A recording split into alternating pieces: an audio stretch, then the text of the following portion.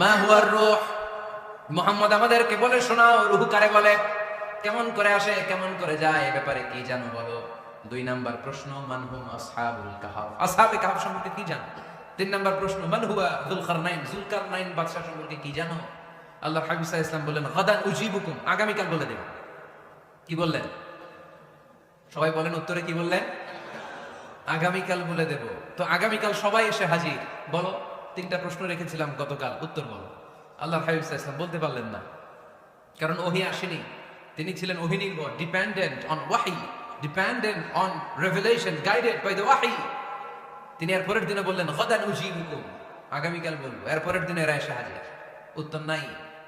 আল্লাহর হাবিব সাল্লাল্লাহু আলাইহি ওয়াসাল্লাম আবারও বললেন গাদান উজিবুকুম, আগামীকাল বলবো। এর পরের দিনে এরা এসে হাজির। এরকম 1 দিন 2 দিন 3 দিন নয়, টানা 15 দিন আল্লাহর হাবিব সাল্লাল্লাহু আলাইহি ওয়াসাল্লামের প্রশ্নগুলোর উত্তর করতে পারেন নাই। আল্লাহর হাবিব সাল্লাল্লাহু আলাইহি ওয়াসাল্লামের নবুয়তী জিন্দেগিতে এত